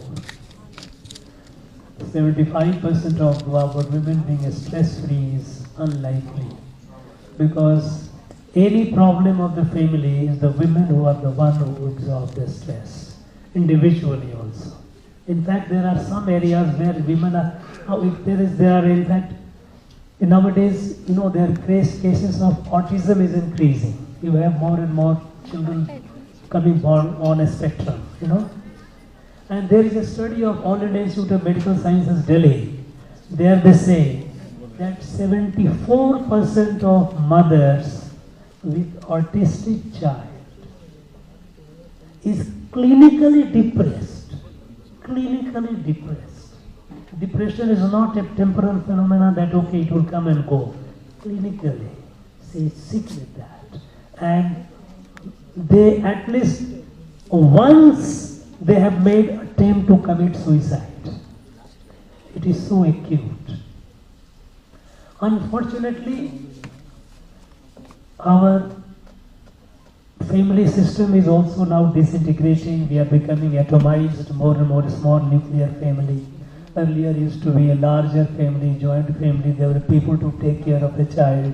Even earlier people didn't even know what is autism and all that. They told, this is how the child is, and the family used to take care of. Today it is not. Today you have husband, wife and children, largely.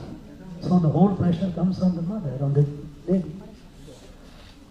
Somehow this stigma of going to a psychiatrist means I'm mad. Straight with this, oh, pagal hai, he is mad, crazy.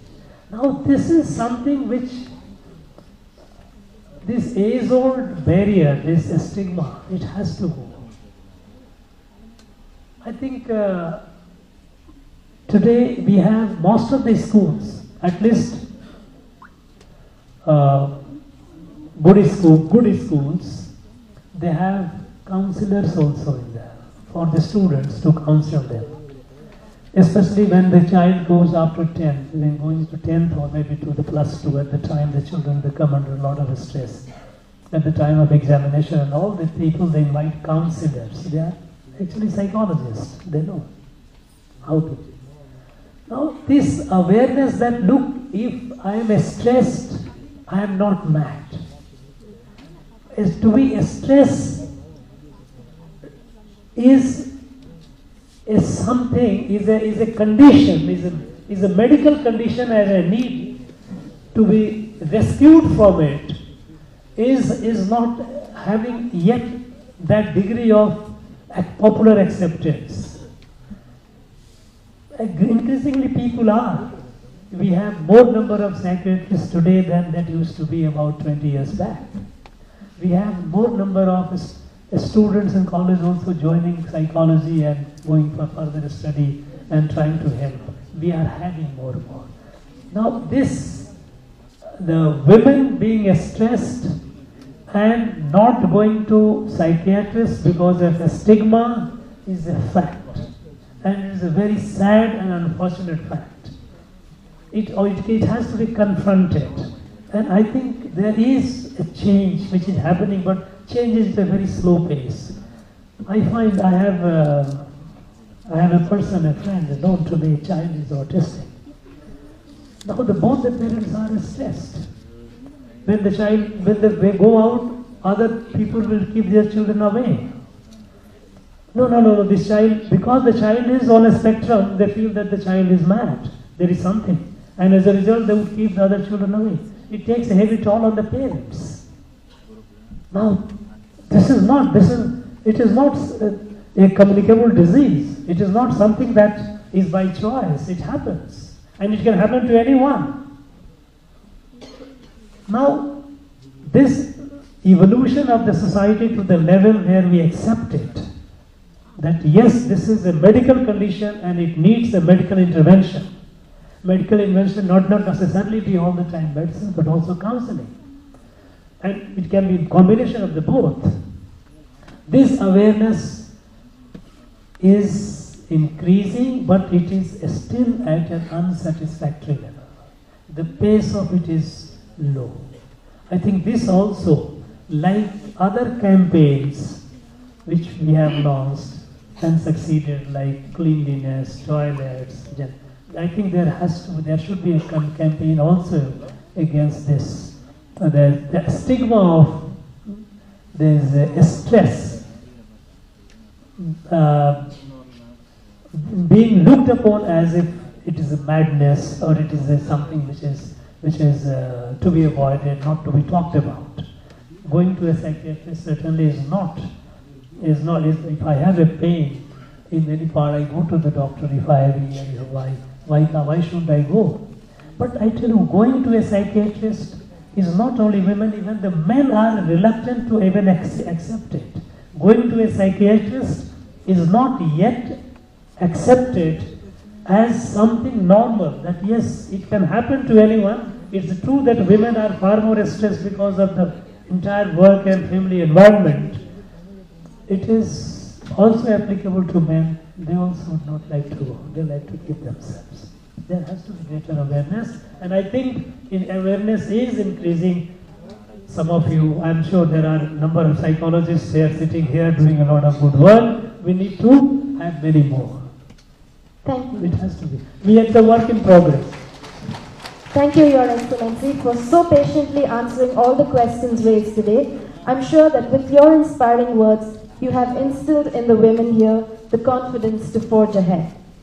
Now we will hear from a few of the delegates. This is a time for you to quickly share your experience about the interaction today.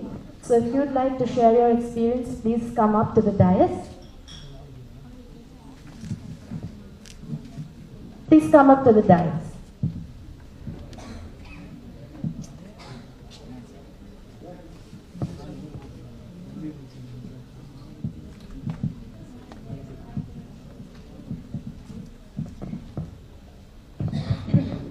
Okay, may I speak from here? Okay, Jai Hind. My name is Varsha Govind Ketty. I'm a counselor and life coach for children and women, and I do it as a social service in government schools and orphanages because I feel mental health is an extremely important factor which is ignored to the most, as His Excellency mentioned. Now I have actually come to thank His Excellency and Madam Governor because I went through mental challenges for 10 years only because I was a housewife, and I chose my family before anything else, and everyone looked down at me and said, "Oh, but you're not working." So it was lovely to hear ma'am that 30 seconds she spoke to me, spoke to us, I felt she spoke to me, took away that 10 years of depression in 30 seconds. I felt like I contributed in my little way, my very big way. So, of course, His Excellency, my ears are all yours, but ma'am won my heart in that 30 seconds only because she, I felt, spoke for hundreds of women like me. I've been a very successful child model and a counselor, but the 10 years that I took a break, I was always said, "Oh, you're not doing anything." So I felt I didn't contribute at all to the world, financially, economically, to my country, nothing. But after ma'am spoke, I felt okay, I did. We all do in our little way, and thank you very much, ma'am. It was a great feeling. Thank you. I'm sorry I'm tearing up a bit, but it's my 10 years of struggle. Thank you.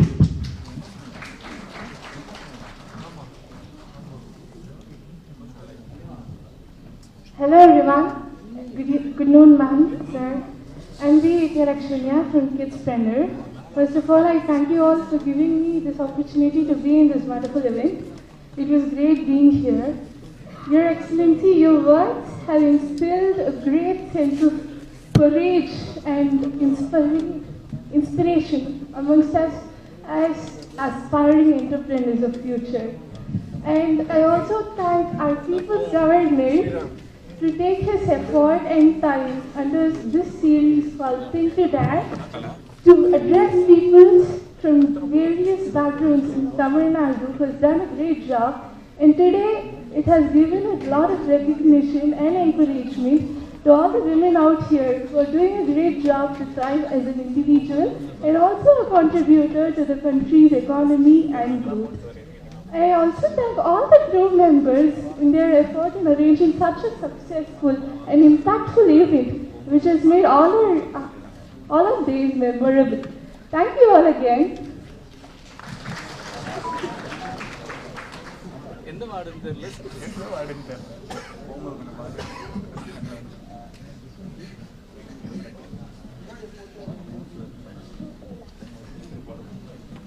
Your Excellency, good afternoon. Madam Governor, good afternoon. Divya, good afternoon. And I am representing the Women Entrepreneur Development Organization. We're a group of women entrepreneurs born for women, by the woman, for the woman, and for the development of women. I also run an organization called Ace Innovation. We run the World Storytelling Championship. We are a Singapore headquartered company, but we operate out of Chennai, India. We are into 137 countries, and we take stories and storytellers to all these countries world over. Right today, as I stand here, I read somewhere that there are two very strong powers in this world. It was of the sword and of the pen. Now both these, there was great competition and rivalry between both. But there was this, nobody realized there was this much stronger power in the world, that of the woman. Excellency, you brought that out today. Thank you so very much for not only opening the gates of the Raj Bhavan to us women, and to such youngsters sitting there. We at our age, we couldn't even dream of knowing what was there behind the gates. Thank you for not only opening the gate, but also our hearts. Thank you so very much. And stories and women, we women need to champion each other.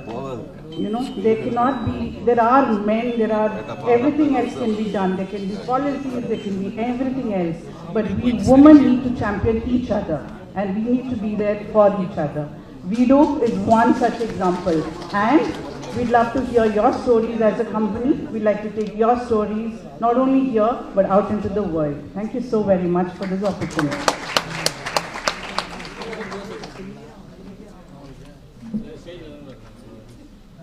Good afternoon. I'm actually very privileged to hear your phenomenal speech, Your Excellency. I'm Bharti. I'm a chartered accountant. I currently work as a top finance professional in one of the corporate. In fact, they hired me recently to represent more women in the corporate. Surprisingly, we are just an organization with 5% women force. And when I joined the organization, I see there were no women colleagues for me to even support the ideas. Today, as I heard your profound speech, the illustrations what you gave, especially when you spoke about that, the important things happened in statistics in terms of women participation studies, and you gave a very interesting idea that even in entrepreneurship, the gender ratio has to be reversed. I think that's very ambitious. Being in the government sector, still able to give that vision to the entrepreneurs is a great thing. And I would like to take a few extra moments to reiterate some of the messages you gave to us so that I also take back that and can apply to my corporate office. You spoke about inspiration and being icons. Actually, that is a very, very most important thing, because being present here means we are already achievers, but I see lot of women use a lot of mentorship to come to our state, and that is really missing. And I definitely carry that message, how we can introduce a mentor-mentee relationship even in a corporate office and implementing these ideas in a very focused manner. Because it's very easy to, not easy, it is very difficult to come here, but it's equally important for us to give back the things to the society again. I once again thank you for this wonderful event and your inspirational speech. Thank you.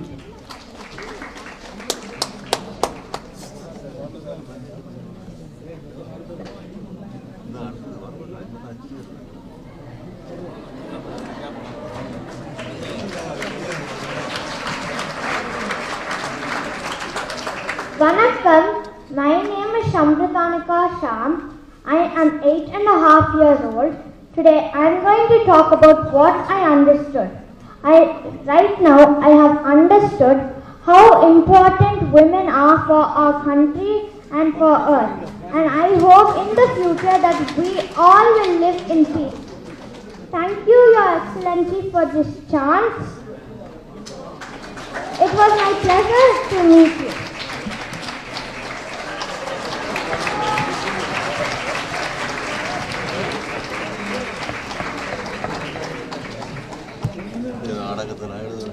Thank you. Thank you, delegates. Apologies, we are running short of time, so we won't be able to hear more responses. We are now coming to a close of the event. I now request Ms. Divya Swapnaraj, Chairperson of the Women's League Foundation, to deliver the vote of thanks.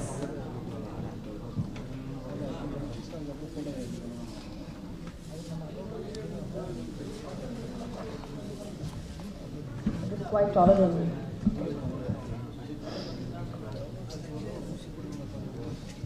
Okay. I'm just taking a short break. Oh well. Okay. If time is money, then today you have all spent millions and you've been here. And it's my honor and privilege now to give a vote of thanks to all those who made this sort of thing today happen. My words are not enough to express the gratitude to His Excellency, Sri R. N. Ravi, the Honorable Governor of Tamil Nadu, for creating this amazing series called Think Today, and trying to interact and inspire people from various walks of life with valuable inputs and insights. Actually, I've had opportunity of meeting him on the Republic Day, and I had spent close to like 5 minutes interacting with him. And trust me, Your Excellency, when I went back, I started working at 10x pace. I was so inspired, and I'm sure each and every one of you would do the same. Are you two charged? Yes? Yeah. And then, we all know who the people president is. Who's that? Who's the people president? I need it loud. Yes. But let me tell you, I've never seen any governor who has been providing such an opportunity, would like to go and meet the common man. And I'm so delighted, and I'm saying like you are the people's governor. I would also like to thank the officials of the Raj Bhavan, the Lok Bhavan, for the tremendous support extended. The constant guidance and support has helped us shape the thing today ahead. I would also like to point out the few women here. First of all, Your Excellency, when we spoke about like the session happening here, we had almost 550 plus respondents who are like requesting to be a part of it, but then we had to restrict it to 220 plus because of the space limit, and then so we carefully chose respondents from different categories. So we have like 90 entrepreneurs, and then almost 60 corporates and self-employed, 40 students. We have special abled and also sports people, and NGOs and doctors.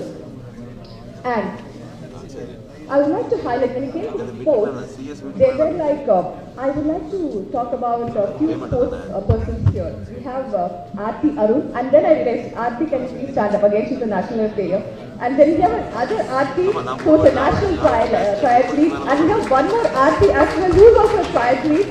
And I realized there are 4 Aartis here. Actually, I was just wondering who is specially able, and she's again Special Olympics. And apart from that, there are a couple of them who have travelled. We have Jai Sheila.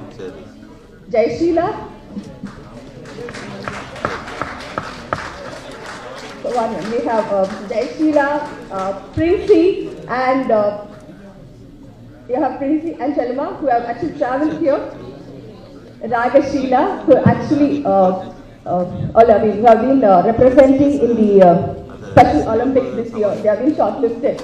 So they have travelled here to get inspired from you. Thanks for coming down all the way and being here. Thank you. And then to all the, again, 220 plus women here. You are just not the 220 women. You are the representatives of all the women out there. And you're all achievers, and that's the reason you're here. And thank you so much for making it up today. And I would also like to thank the media and the press for sharing this to the outside world.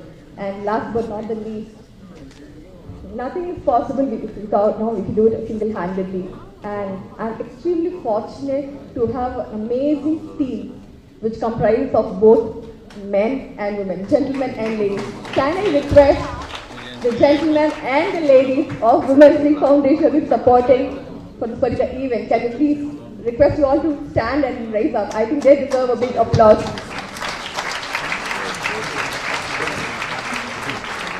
Thank you so much. And as I said, people will forget what you said. People will forget what you did.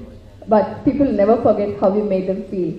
And today, Your Excellency, you made us feel so important.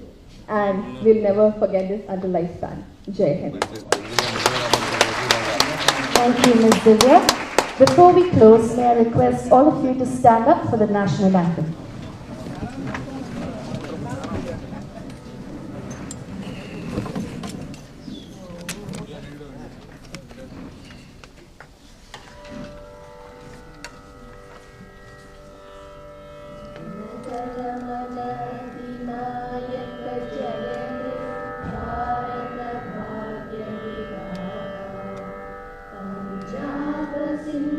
Gujarat,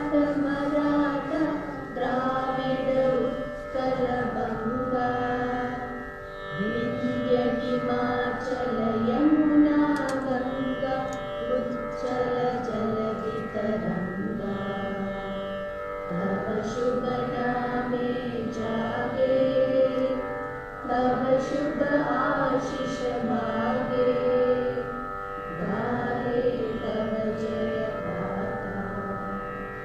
Jana Gana मंगलदायक जय हे भारत भाग्य विधाता। जय हे जय हे जय हे जय जय जय जय हे। Thank you everyone. Wish you all a very, very happy Women's Day in advance. More power to you amazing women. And like His Excellency said, keep inspiring, keep building India. As you make your way out, may I request you to please assemble at the lawn for a quick group photo and thereafter for lunch.